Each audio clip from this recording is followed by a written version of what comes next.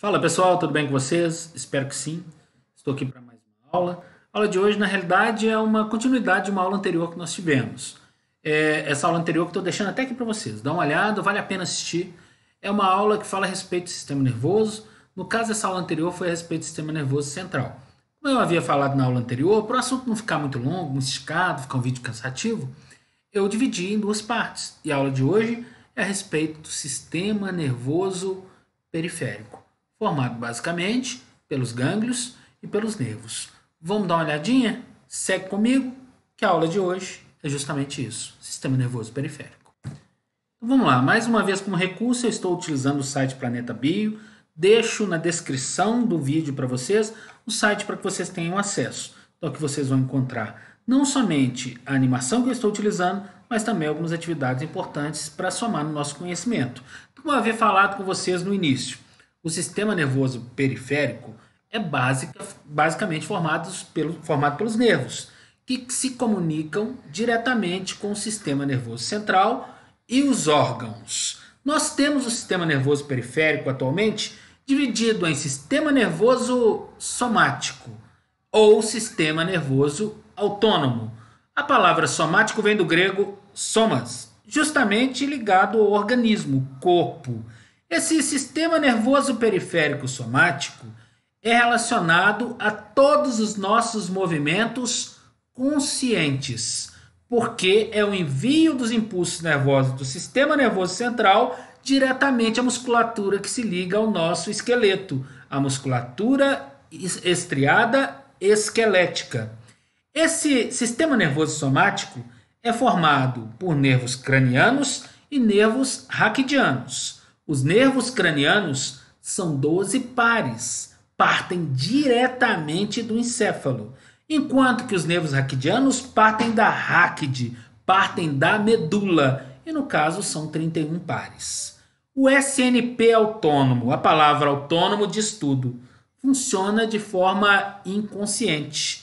É a ligação das fibras nervosas com a musculatura lisa dos órgãos ou a musculatura lisa do miocárdio, o músculo que envolve o nosso coração.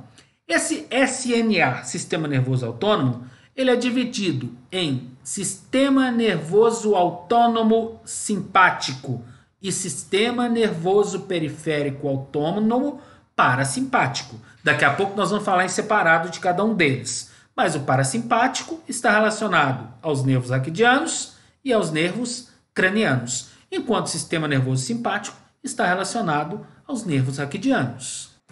Então vamos lá. Quando eu falei para vocês que o sistema nervoso periférico era formado basicamente pelos nervos, vamos ver o que é um nervo, né, gente?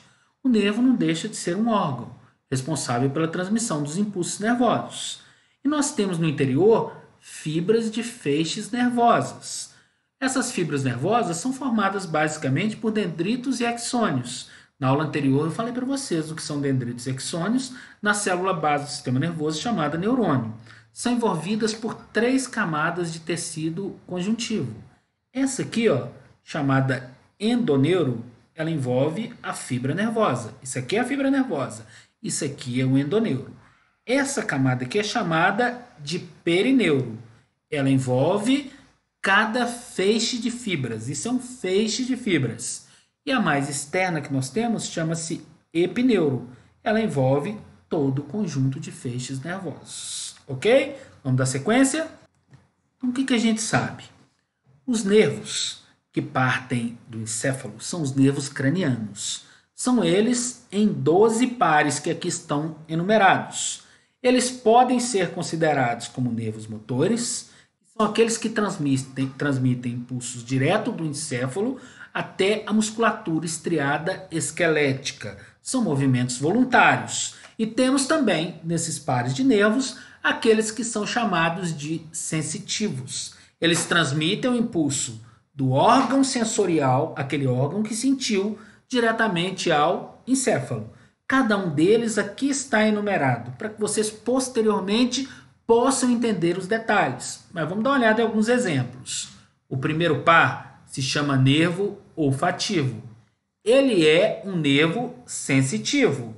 Você sabe que ele transmite o impulso do órgão sensorial diretamente ao encéfalo. Então, do órgão que tem a função de perceber esse estímulo e leva esse estímulo até o cérebro.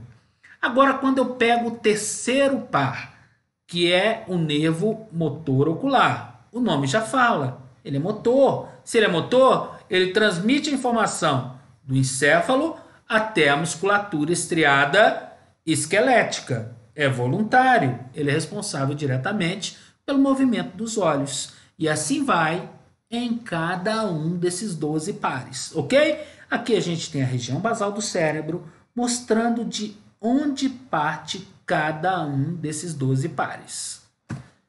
Pessoal, o sistema nervoso autônomo, né, que é uma subdivisão do nosso sistema nervoso periférico, que a gente vem falando desde o início, né, ele é responsável por atos inconscientes, atos involuntários, atos não involuntários, como, por exemplo, os batimentos cardíacos, a regulação da temperatura corpórea, o movimento que leva o alimento no trato digestório desde a boca até a finalização da digestão, chamado movimento peristáltico, fazem parte de ação do sistema nervoso autônomo, que vai ser dividido em parasimpático, que são nervos que partem da medula espinhal até o encéfalo, e simpático, que é formado por nervos que partem exclusivamente da medula espinhal.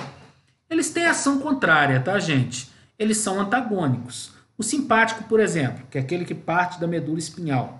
Até em sala de aula a gente gosta de brincar com isso para poder comparar, né? Pensa na seguinte situação. Você está num pasto de cara com touro bravo. Você vai estar com medo dele, não vai? Aí vai atuar seu sistema nervoso autônomo simpático. Quais são as seguintes situações que estão relacionadas a ele? Sua pupila dilata. Por que sua pupila dilata?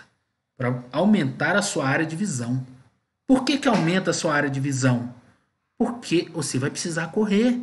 Isso está relacionado, por exemplo, ao estímulo cardíaco.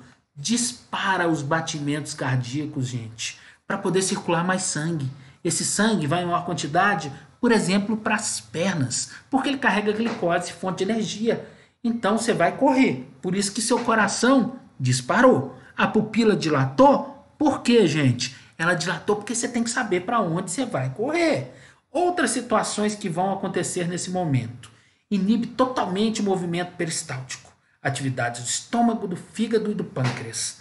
Por incrível que pareça, relaxa a bexiga. Então tem aquela situação que o pessoal fala, fulano estava com tanto medo que fez xixi nas calças. Torna-se involuntário, gente. Ele não tem controle. Isso acontece por quê? Bexiga cheia, com cerca de 600 ml, deixa o indivíduo um pouquinho mais pesado. Ele não vai correr, então ele tem que ficar mais leve. E se tiver o número 2 pronto, o número 2 também vai funcionar. Vai liberar o intestino. Vai relaxar os brônquios pulmonares do indivíduo, tá? E estimula a produção pela glândula suprarrenal do hormônio chamado adrenalina, que estimula todo esse processo que eu falei para vocês. Depois você já sabe para onde você tinha que correr, depois você escondeu, acontece tudo ao contrário. Enquanto esse aqui dilatou a pupila para você saber para onde vai correr, esse aqui contrai a pupila, volta para o normal. Esse aqui segurou a sua salivação. Esse aqui estimula, vai funcionar de novo. Esse aqui você estava com medo. Estimulou o seu coração. Esse aqui inibe. É o sistema nervoso periférico parasimpático. Os nervos que partem da medula espinhal e do encéfalo. Esse aqui relaxou os brônquios pulmonares. Esse aqui contraiu os brônquios pulmonares. Esse aqui inibiu o peristaltismo, atividade do estômago, do fígado e do pâncreas. Esse aqui estimulou o funcionamento normal dessas estruturas. Esse aqui relaxou a bexiga e fez o cara despejar o que tinha. Esse aqui contraiu a bexiga. Ela voltou ao normal. Ok, gente? Acho que deu para entender nessa comparaçãozinha aí que eles são antagônicos. Eles têm ação contrária. Aqui nós temos um resuminho rápido, né, das diferenças entre o sistema nervoso simpático e o sistema nervoso parasimpático. O que eu falei para vocês, agem de forma antagônica, ou seja, estimula o outro e inibe também, ou seja, vice-versa. Tá? No sistema nervoso simpático, o neurotransmissor chama-se noradrenalina, das fibras adrenérgicas. No parasimpático, o neurotransmissor é acetilcolina.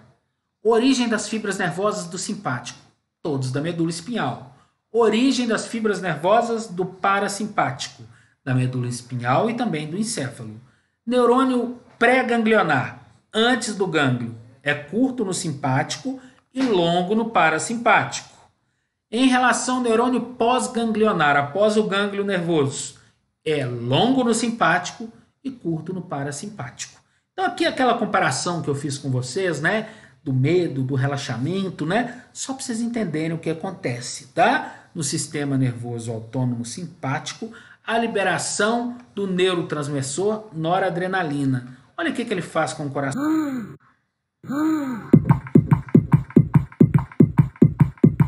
Estimulou os batimentos cardíacos. No parasimpático, a acetilcolina é o relaxamento, repouso, sono. Olha o que acontece.